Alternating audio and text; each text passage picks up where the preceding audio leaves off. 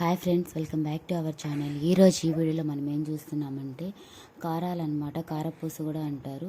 దీనికి మెయిన్గా శనగపిండి అండ్ బియ్యం పిండి రెండింటిని తీసుకోవాలి. శనగపిండి ఎక్కువ అనమాట, అది 3 parts అది ఉంటే 1 part బియ్యం పిండి అనమాట.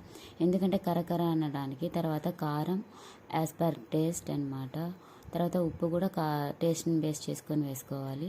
తర్వాత కారం ఉప్పు వేసి దాన్ని ఫస్ట్ అట్లే పొడిలోనే కలిపేస్తే అది ఎక్కడ కొన్ని చోట్ల వాటర్ వేసేసినామంటే ఎక్కువ ఒక చోట తక్కువగా ఉంటుంది. అట్లా లేకుండా ఫస్ట్ అది కలిపేసి తర్వాత వాటర్ వేసి కొంచెం వాటర్ వేసుకొని ఇట్లా పూరీ పిండిలాగా కలుపుకోవాలి. చపాతీ పిండిలాగా కాదు, పూరీ పిండిలాగా కలుపుకుంటే కొంచెం మెత్తగా వస్తాయి, అదే కరకర అంటూ ఉంటాయి. ఒకవేళ చపాతీ పిండిలాగా కలుపుకుంటే అది వత్తడానికి కష్టంగా ఉంటుందన్నమాట, ఒకవేళ చేతితో ప్రెస్ చేసేదైతే. అలా గట్టిగా ముద్దలాగా కలుపుకొని చూసుకోవాలి ఎలా ఉంది అని చెప్పేసి. అంతా ఈవెన్గా కలుపుకోవాలి, ఎక్కడ ఉండలు లేకుండా. నార్మల్గా చపాతీ పిండి ఎట్లా పూరీ పిండి ఎట్లా కలుపుతామో అట్లా పూరీ పిండి చపాతీ పిండి కలిపినట్టు కలపాలి. కలిపితే ఇప్పుడు రెడీ అయిపోయింది అనమాట పిండి. తర్వాత ఒక ప్యాన్ పెట్టుకొని దాంట్లో ఆయిల్ వేసుకోవాలి. మనము ఈ కారపూస కానీ కారాలు కానీ ఒత్తడానికి కొంచెం ఆయిల్ ఎక్కువ పడుతుంది. ఎందుకంటే ఫస్ట్ మొత్తం రౌండ్ చేసినది మొత్తం అంతా మునగాలన్నమాట.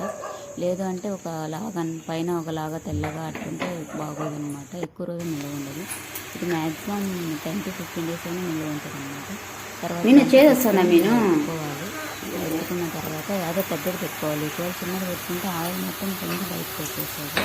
కొంచెం పెద్దది పెట్టుకోవాలి, ఎక్కువ ఆయిల్ కూడా వేసుకోవాలి అనమాట. ఒక పక్క దాన్ని తెప్పించి ఇంకో పక్క కూడా అలా కాల్చిన తర్వాత స్లోగా కాల్చింది అనమాట. మంటగా పెద్దగానే వేసుకుంది కానీ చిన్నగా కాల్చింది. అలా కాల్చి పక్కన వేసుకోవాలి అనమాట.